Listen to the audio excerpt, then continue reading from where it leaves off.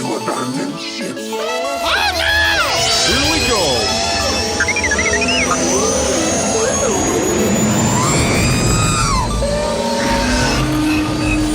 Can I persuade you to join us for a drink? It's a tradition. Here, here. Jar Jar, homie, my main man, quickly. Before the Separatists attack, get into the escape pod. Hey!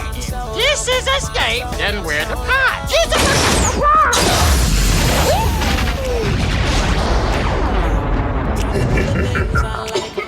Welcome back to Star Wars Escape Pod and our fifth review of Obi-Wan Kenobi. Man, it's been quite the show. And we've got Curtis, a friend of mine, joining us in the Escape Pod today to chat all about this episode. It's just the two of us this week, and I'm really looking forward to this. So, let's meet Curtis and dive right into it.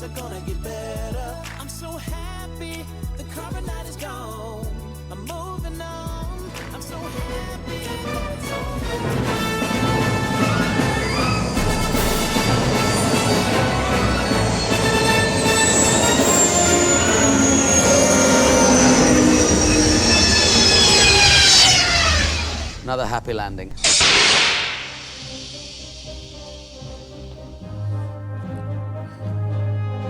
All right. Man, that John Williams music never gets old. How you doing, Curtis? I can't complain. How about you? I'm doing pretty good.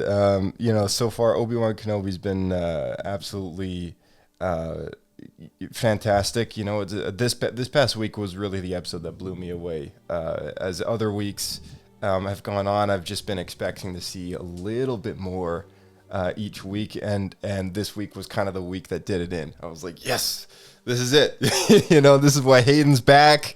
This is why we got these characters together again, and it just felt good.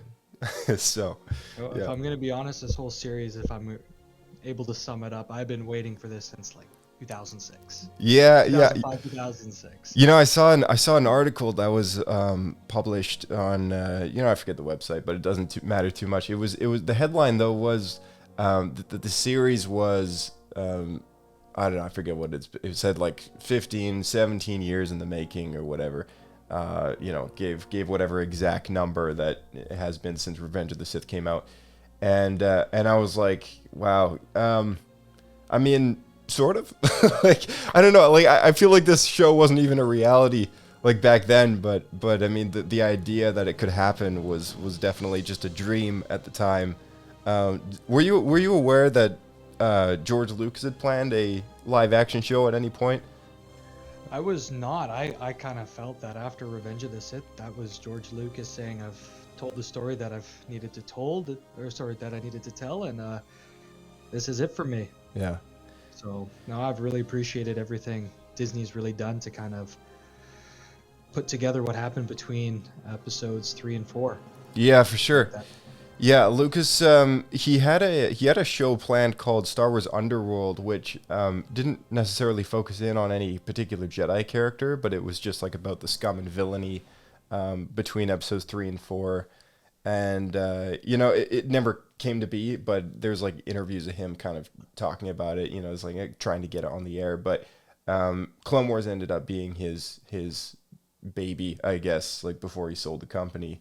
Yeah. But I mean, to think that all the development that went into preparing Star Wars for TV, and then the success of The Mandalorian and other shows and stuff to bring such like an epic story, there's a lot of trust that we put in these people to tell a good story with these characters that means so much to all of us, right? And I guess my question to you is, like, do you feel like that's being paid off? 100%. Yeah. And this is my opinion. I talk to my partner about this all the time. We've transitioned more over to the TV series more than the movies, than the big motion pictures. I feel over the course of a season, you can really develop that character that 2.5 hour movie, 3 hour movie just can't do. And you're kind of left filling in the pieces. But this Obi-Wan Kenobi show is, Ewan McGregor's back. Yeah. Obi-Wan Kenobi's back. So. Yeah, it's crazy to think about. is the Obi-Wan portrayal just coming through for you? Like, is this the genuine Ewan McGregor coming back as Obi-Wan Kenobi, or do you feel like he is slightly different in a way? By the fifth episode, yes. Episodes 1 through 4, I feel he was a very broken, traumatized man, or shell of a man, I should say. Yeah. I feel that's definitely the intended story, and I'm glad that it's definitely come across that way for sure. There's a series of things here that I've got planned out, which we can talk about here. Starting with the opening, one of the opening scenes at least, which is the Anakin Skywalker flashback, which had me kind of sit up in my seat, because I was waiting for this moment. I was like, where's all the flashbacks? We got to episode 4, and I was like, I don't think we're gonna see any. I mean, we're only 2 episodes away from finishing the series, and I don't think we're gonna see any flashbacks. I mean, the Order 66 thing at the beginning episode was amazing, but I didn't think we'd get anything more beyond that. As the show kept going, and then finally we've got this, and not even just a flashback to Clone Wars, but they boldly went even earlier with a flashback that happens. I assume prior to the events of Attack of the Clones, which sees Anakin and Obi-Wan training in a tower, and Anakin is like gazing out at Padme's apartment, which, I don't know if this is, this must be, because he doesn't have his he's still got his Padawan braid. At the end of Attack of the Clones, he loses his arm, he gets knighted. Yep.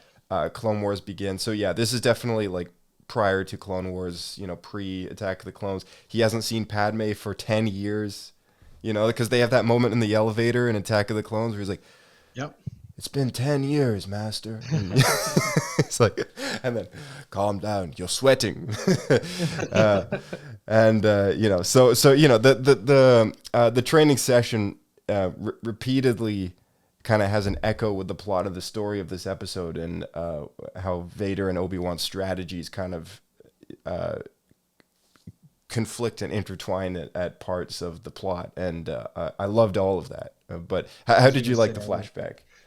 I appreciated that quite a bit. I was just going to say how they intertwine that. I think there was that flashback happened over 3 segments. Yeah. Yeah, it was a couple foreshadowing what was gonna Vader's next move. No, it was awesome to see Hayden Christensen in his Padawan days. Yeah. I think a few more wrinkles than a 17-year-old might have had. Yeah, I mean, he was like, I mean, now he's in his early 40s. I think he's 40, or what is he, 40, 43 or something?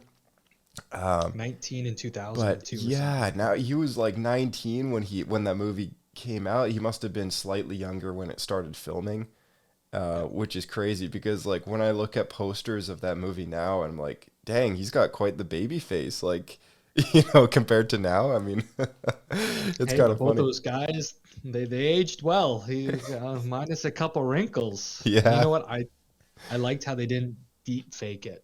Yeah. I like the authentic. Hey, this is where these actors are at now, and let's go with it. Okay, so this is your first time on the podcast, so I haven't heard your opinion actually as to what your thoughts were on how the de-aged Luke Skywalker turned. What your opinion was on that? Like, how did you like that portrayal? If I'm going to, honestly, I don't really have complaints for anything new that Disney or Star Wars has kind of put out. I appreciate all of it. I definitely thought it was cool, and I think that was in response to the backlash the Solo movie got. It's like, we can't recast this person who was so iconic in this role. Didn't work out for Solo, so you know what? Let's deep fake it. And you saw that with Leia as well, mm-hmm. And Turkin. Mm-hmm. It's pretty cool. Yeah, and how close they got to Mark Hamill. 1980 I appreciated it.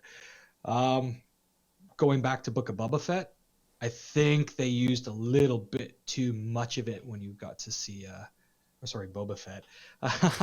Yeah, I think you saw a little bit too much of it where they focused on it, where I thought Mandalorian, you only saw glimpses of his face here and there. Right. But it was cool. Nah, I like being able to like seeing Hayden Christensen, Yeah. regardless of age. So, like I said, I've been appreciating every part of that series so far. I agree. But nothing yeah. against deepfake Luke. Nothing against deepfake Luke. And while that topic is at hand, I mean, I very much appreciated the whole bringing young Luke back and how they involved Mark Hamill with that whole process, and seeing the Disney Gallery episodes like really was quite enlightening. How they achieved that whole process and involved Mark and used a double and used reach speeching software and deep faking CG, whatever tricks necessary for the shot. And it was just to achieve such a thing. It's a lot of work, and to see that, like to see Luke Skywalker as if he just walked off the set of Return of the Jedi. It's like, yeah, it's unreal, And they didn't go that far with this iteration of Anakin, and in a way, it sort of took me out of it, just probably because I've seen, I don't know, I've seen Attack of the Clones quite a bit, so maybe seeing him so young and then chronologically seeing a flashback that's like, oh, he's definitely aged a little bit. Like it took me out of it just briefly, but I tried to not let it distract me too much, and I still appreciated it a great deal. And it's just it was just one of those things, though. I almost expected a little more on the de-aging process, right? yeah. But it is what it is, and I was like, hey, I mean, it's Hayden. I mean, there's no complaints. I mean, I'm just happy to see him back. Like Exactly. Now, I saw a picture circulating the TikTok and obviously Google of both Hayden and I'm drawing a blank. McGregor in their Clone Wars armor. So I'm wondering, are we gonna get a? Oh man, if the next episode goes that far, I will freak out. I mean, I've always wanted to see Hayden Christensen in that Clone Wars armor. I mean, EA really threw us a bone when we got the Clone Wars skin in Battlefront 2, and some of the artwork out there on Fantasy Flight Games and various other fan artwork and such. That costume that we've never seen Hayden actually wear. I feel like we're all fascinated with seeing him wear it. So I really hope that we get to that point for sure. For sure. Yeah. The third sister's knighting to Grand Inquisitor at the beginning of this episode kind of shook me up a little further because, any of us who've seen Star Wars Rebels will have, this is an ongoing thing as the series has progressed, that the Grand Inquisitor actually dies in season 1 of Star Wars Rebels. So it was always a bit kind of concerning to some as to like, oh, did he actually die in this show or whatever? But I always thought like, well, they're probably playing at something bigger here because his species, like, he's got 2 stomachs, and it just, for him to go down so easy, it almost felt too obvious. For him the Grand Inquisitor just to be stabbed in the gut, it just felt a little like, really? Like, that's it? Like, the Grand Inquisitor just shanked by one of his own. Like, I don't know. It just didn't seem realistic. And I guess, like, what further shook me up was that Reva finally makes it to that position in this episode with her promotion. And, it just made the end of this episode such a better payoff because, it finally kind of brought a whole bunch of things to light. But have you seen the Star Wars Rebels animated show? I've not gotten there yet. You're actually the one that inspired me to go back and rewatch the Clone Wars. For the longest time, I was there you go. I can't do the animated stuff. I can't do it. I have appreciated it. The first season was rough. The second season, not so bad. I'm finally at the fourth season, and I'm actually right at the point where Krell is leading the 501st. Oh man. Okay. Well, then I gotta ask you, how are you liking it? That I'm enjoying it. Yeah. I know you had told me that hey, there's actually a different order you have to watch them in because it's jumping from here to here to here to here to here. Yeah. And I started picking up on that. I just went through, hey, it's on Disney Plus. I'm just gonna watch it the way it was released, and I've been able to put the pieces together, but it has gotten I think it really changed the audience it was directed at, for sure. Where you can see, okay, this is a kid show. This is kind of goofy. To holy smokes, did that just that wouldn't happen in a kid show? Yeah. Yeah. You see the adult fan base starting to make it like they were starting to change the direction towards this. Yeah. So obviously there's some gems of an episode, and then there's some that I'm like, okay, it was kind of a little bit cheesy, but it's been a good show. So I'm halfway through. I think this is season 4. 501st Krell takes over. It's going to be my summer break plans to just power through the rest of it. Amazing. So, glad to hear it. So it's been about a month and a half since I've taken it on, but I've taken a little bit of time off from it because of the Obi-Wan Kenobi show. Right. So yeah, and it's been a fantastic. Every Wednesday, it's something to look forward to when I get home from work. So. Nice. Well, it's good. I'm glad to hear that. Yeah. We're talking about the Grand Inquisitor. That's why with these Disney series, before you start casting any or putting any shadows on or sending in negative reviews, you gotta just let the series play out, because all the complaints of how do you kill him? He's still in Rebels. It's like, just wait till the end. Yeah, totally. It's it's one of those things that just one of those draws, I guess, that comes from forging a mythology, a story, a fictional story in different areas, right? I mean, they're building out the Star Wars story in different phases of this timeline. Like, we're seeing stories develop after Return of the Jedi. We're seeing stories develop between episodes 3 and 4, and we're seeing stories develop prior to the Phantom Menace in the form of all the High Republic stuff that's coming out. Yep. So it's definitely it's a growing and tedious story to build out when you want to involve characters that have already been included in multiple storylines already. I mean, they must have a tricky time, and also to keep viewers on their toes, right? Because there's only so much you can do before it's like, oh well, they know that person lives, and then boom, it's like, wait, what? They can't do that. Right? I wonder what they're gonna do with that Obi-Wan Kenobi character. Yeah. Make it through episodes. Exactly. Did you ever play the Jedi Knight, Jedi Academy games way back in the day? I did not know. My poison was Star Wars Battlefront 2, and I played that game religiously on my PlayStation 2. Amazing.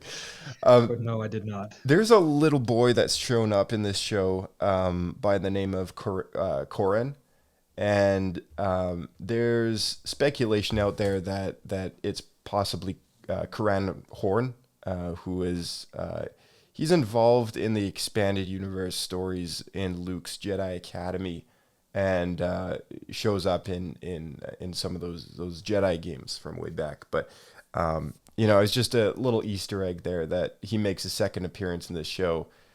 He was the one who him and his mom, I think it was Paja, had helped them off planet. Yeah. So we see all the others that have been smuggled through the path. Is it the path that they're calling it? Yes. Yeah. So it's kind of like, it was one of those moments where I was like, oh, it's like this is like the conclusion to a lot of what we've seen so far, and the next episode is definitely going to be a nice follow up to whatever strings are still loose out there. And based on the dialogue that we get in A New Hope, I've always thought that Obi-Wan has to fake his death, because Vader has to be surprised when he feels his presence on board the Death Star. And I'm just wondering, like, what are your thoughts on like how this series is supposed to end with one more episode left, and what we get with the confrontation in A New Hope, and how that's supposed to play off of the conclusion of this show.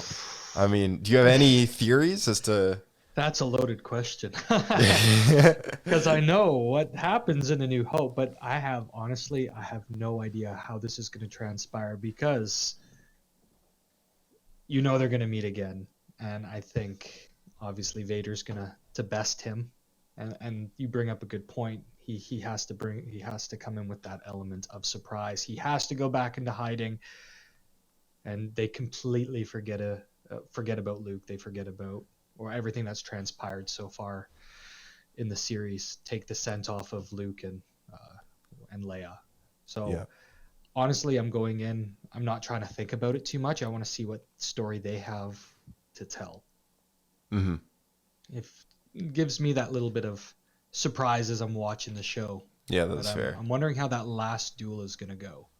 Yeah, because we all feel it's coming, and I hope it does. I really hope it does. So there's a new design for a Purge Trooper, which looks really cool. Did you ever play Jedi Fallen Order? That is the one that had just come out, PlayStation 4. Yeah, I'm not entirely sure. It came out a few years ago, like two or 3 years ago. You play as the Jedi Cal Kestis. Okay, yeah, and that's the EA Sports game. I have not played it yet. Okay, but you're aware of it, right? Yeah. So there's a sequel that's supposed to come out next year called Jedi Survivor, and there's a special design for this trooper, for the storm or clone trooper, I guess, because that game takes place so close to Revenge of the Sith, and it's all black, and they used one of the clone trooper armor designs to create this like elite kind of version of a stormtrooper that might hunt Jedi with the Inquisitors. And we've seen them show up a few times in this episode, but I just thought it was like worth noting again that they show up in this episode at the front gates, like behind the Riva, and you get a closer look at it. I was like, oh yeah, they've totally redesigned the Purge Trooper, because this is like a couple years later now after the events of that game.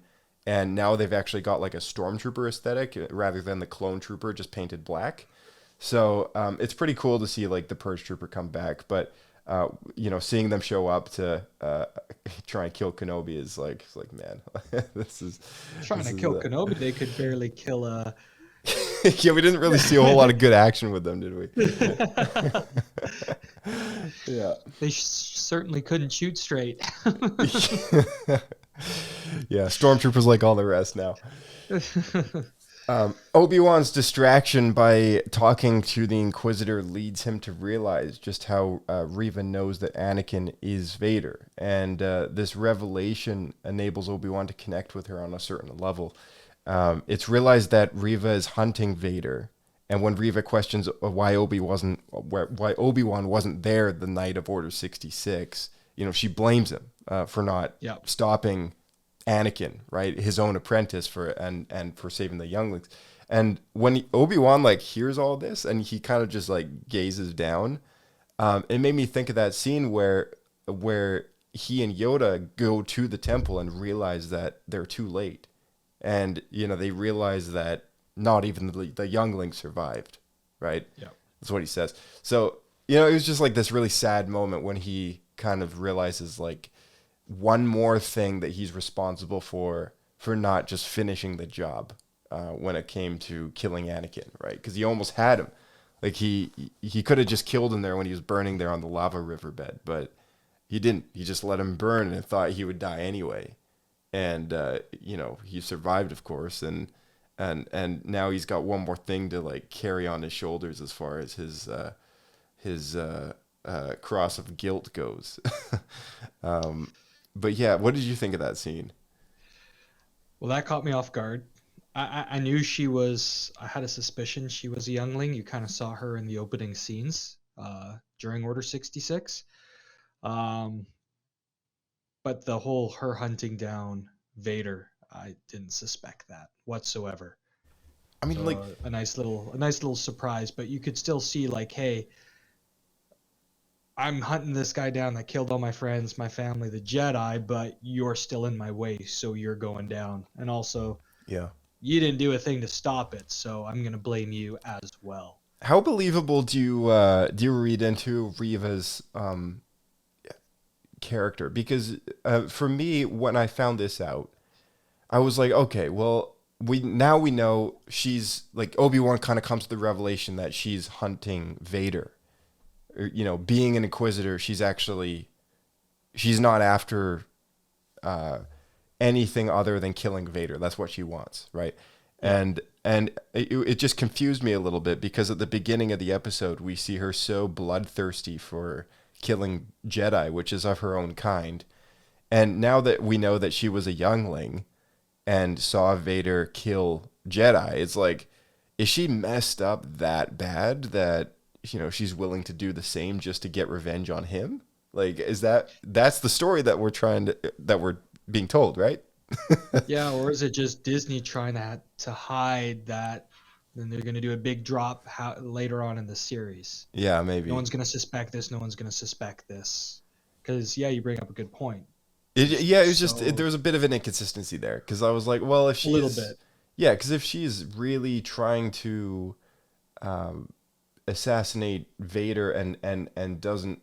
I mean, she just must be screwed up in the head, like, big time. And like, as a young kid to, like, kind of play dead and see all her fellow Jedi, like, be slaughtered, by Vader and the clones and all that, definitely must mess that kid up. But to the point where she's actually doing the same thing to get to a certain person that was responsible for all that terror and horror in the first place. I don't know. There was just a slight disconnect there. A little bit, especially when she said in that scene, these people were my family, the only family I knew. Exactly. So I'm going to destroy this person that took this away from me. But in that process, I'm going to hunt my own family. The whole reason of me doing what I'm doing right now. The whole reason for her revenge was just, I don't know. I was just like, what? Like, you would think, don't you want to protect that limited amount of family you have left instead of, hunt them down and then you're left with nothing? Yeah. Yeah. A little bit of an odd choice, but I think it's all done for the big dramatic drop closer to the end, which is what you're seeing now. So.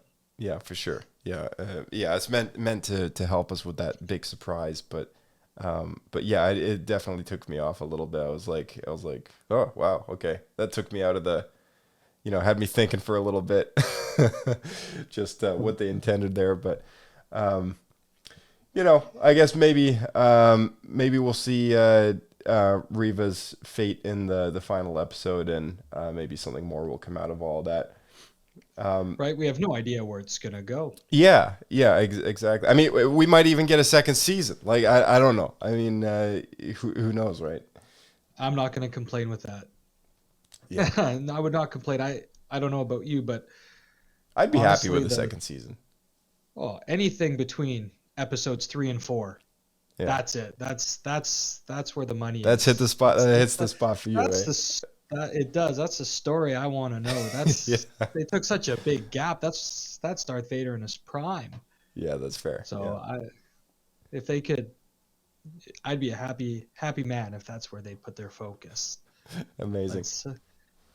Tala's sacrifice means that Obi-Wan could make his escape, and he's her last mark at salvation, because in this episode we saw her ticks on her blaster sheath, and did you catch those ticks? Like, every mark that she gets through the path, like she I did see that. So it's every child or every Jedi that she gets sanctuary. I just thought it was a cool moment when she literally dies for her last kind of reason for what she does, because she feels so guilty at her past as an Imperial that she does this to make up for it. And she says that to Obi-Wan, and I just thought, like, I don't know, it gave me major Rogue One vibes, as far as I don't know, a greater purpose, I guess. The sacrifice for a greater purpose kind of thing. Definitely major Rogue One vibes. And then again, this is an Obi-Wan series. I mean, talk about Obi-Wan's sacrifice for the greater purpose, of having removing himself from the equation so that Luke can be the one to confront Vader eventually as well. So we've seen Obi-Wan numerous times in the Clone Wars and in various other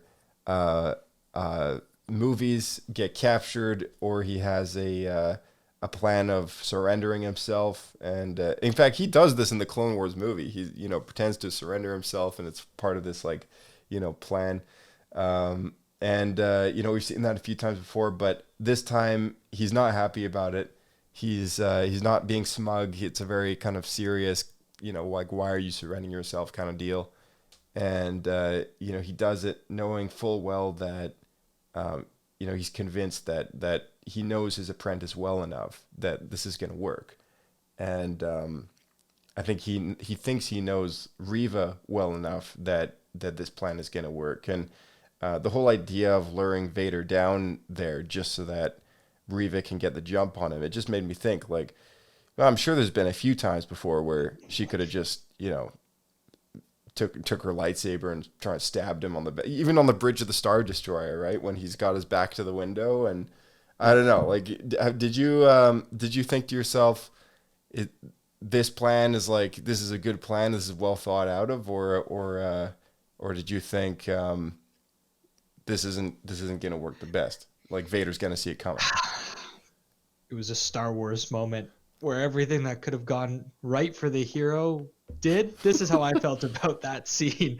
Obi-Wan sacrifices himself. He's down on the ground. He's captured. No, let's bring him back into the bunker with a couple guards. Why? I don't know, but let's do that. Yeah, it just works out, right? Yeah.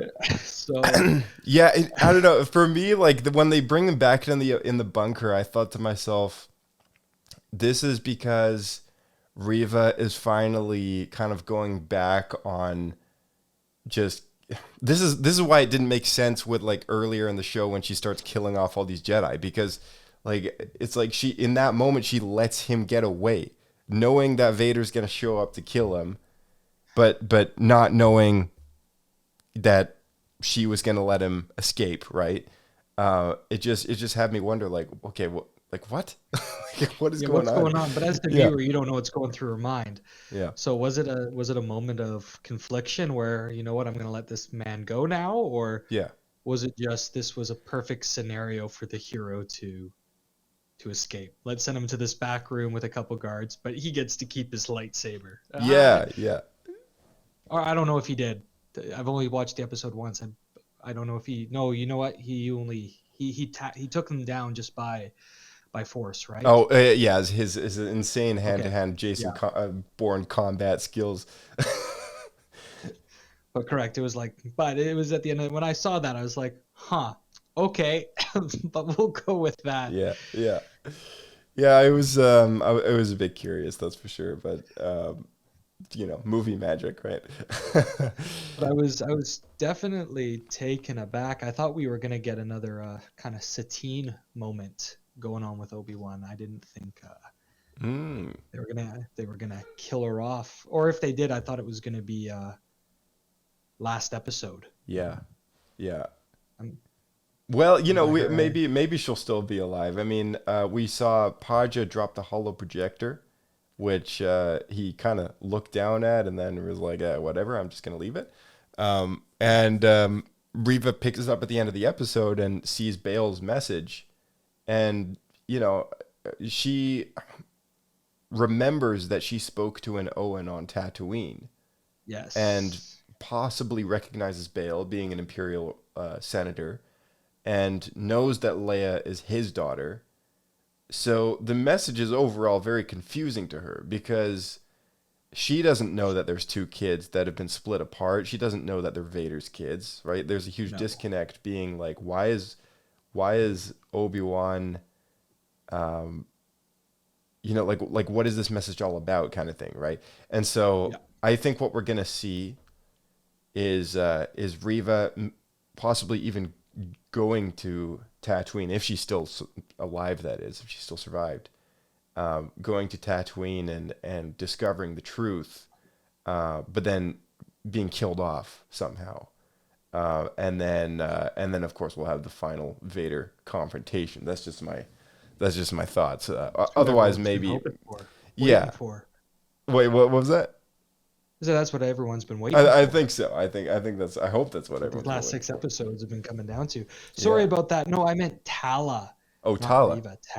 Tala. I thought we were going to see a little bit of Satine between her and Obi-Wan. Oh, I gotcha. Yeah. Yeah. So going back bit a of a little love bit there. story kind of thing A between. little bit. Yeah. I enjoyed her as a character. It was good to see the defecting Imperial officer. Yeah. But yeah, Reva. What was that? Oh, sorry.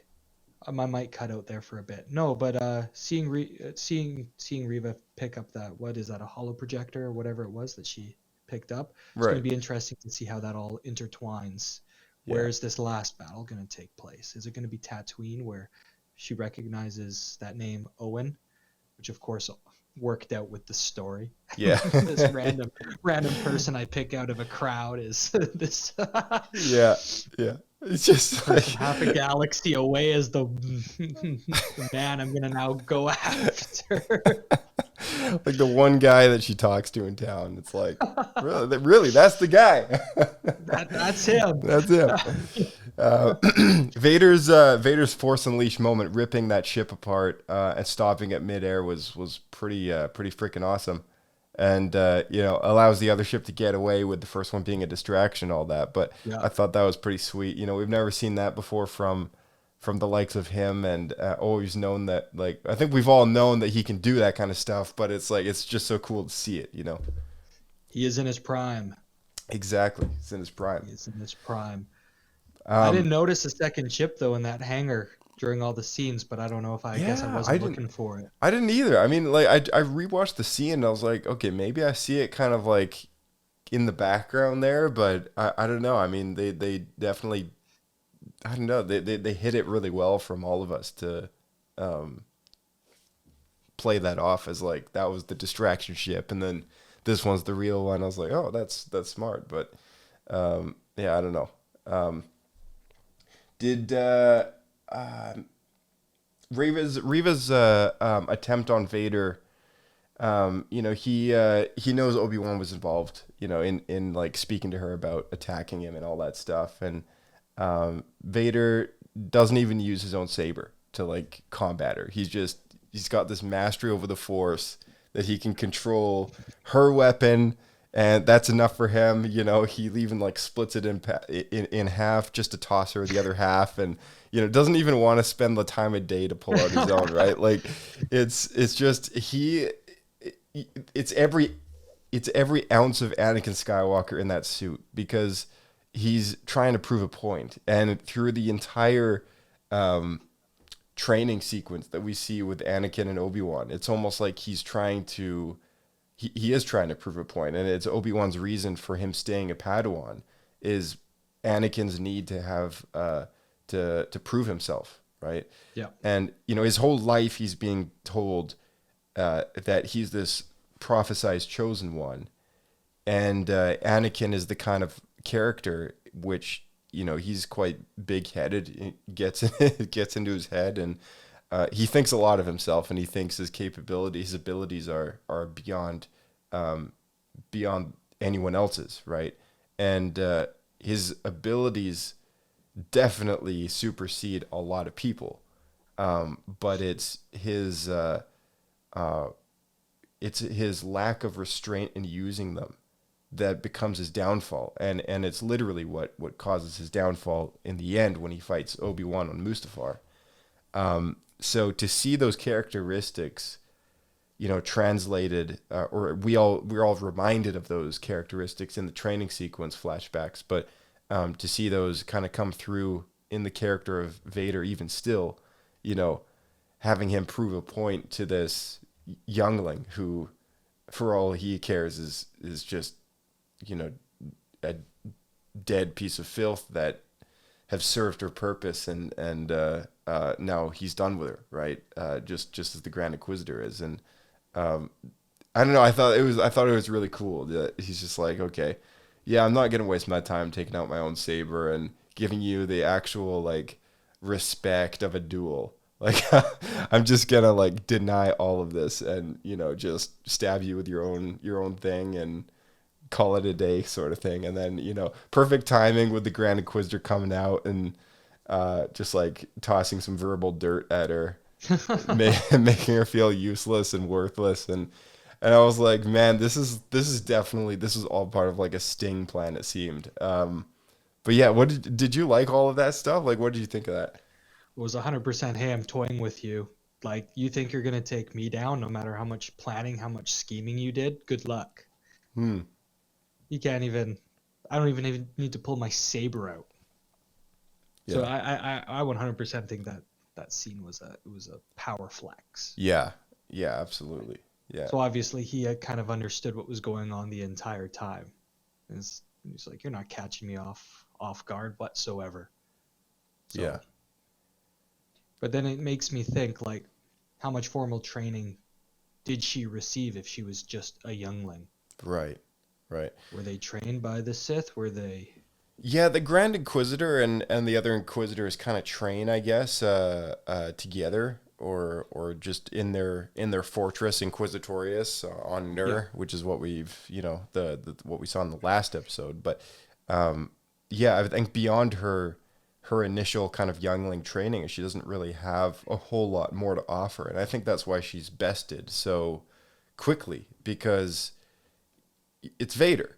I mean, like, we're talking about a Jedi youngling and who's become an Inquisitor, and Inquisitors are nothing more than tools used by the Sith to discard the rest of the Jedi, and we know that they're not around in the original trilogy, and the Star Wars Rebels animated series kind of helps fill in the gap a little bit with the peak of, well, they're still around by that point, and then we see them kind of like teeter off and eventually disappear by the time A New Hope rolls around. And that's a long time to use such a organization or a tool used by the Sith. Almost longer than some Sith are apprentices for. Dooku didn't last that long, that's for sure. But the Inquisitors are around for like over 15 years, and that's a long time. So, yeah. The holo recording that Obi-Wan senses something's wrong at the very end of the episode, and he shrugs it off because this is in regards to the holo recording being picked up by Reva. And, we see Luke sleeping in his bed, and then, cut to black. That's the end of the episode. And I was like, okay, are we going to see, like, Luke Skywalker next episode? Are we going to see some, final kind of ordeal? Like, I know for sure we can't possibly have Vader confront Luke at this age, or we can't have him see him. Nor Obi-Wan. Yeah, it just made me think, like, yeah, exactly. It just made me think, like, the final episode, the possibilities. It gets my wheels turning, and we know there's got to be a final duel around the corner. But I guess, like, just in general, is there any kind of last minute speculations that you have before we wrap up? Like, I don't think Luke needs to or is going to be part of the show and even part of that final episode, because I think they make it pretty clear in A New Hope that's where his story begins. He's never met this Ben Kenobi before, so yeah, I don't know, maybe it just shows him sleeping in his bed because that's what the hologram was about. You just see him peacefully on his home planet, completely unaware of kind of what's taking place right now. I don't know. I just feel like he's not gonna be part of it, nor does he really need to be. If you know what I mean. Right. I don't even know if the episode's even gonna go back to Tatooine. I think it's more of just getting Leia back to Alderaan. Back to Alderaan, yeah. Yeah. So, but it makes you think, why was that even shown? Maybe it's just showing the piece that he's where he's at right now and kind of all the chaos that's happening Yeah. across the galaxy with Obi-Wan and Leia's story. Yeah. Or is he going to get to meet Reva? Right. So who knows? Right. Who knows? Yeah, I mean, I'm looking forward to it. I have my thoughts about Reva surviving just one more episode, just long enough to see kind of the truth before she dies or something like that. I don't really know. But whatever happens with her, I mean, if she does survive, I will be very surprised that she's able to somehow, like, it makes me wonder, like, maybe Vader didn't kill her on purpose or something for some reason.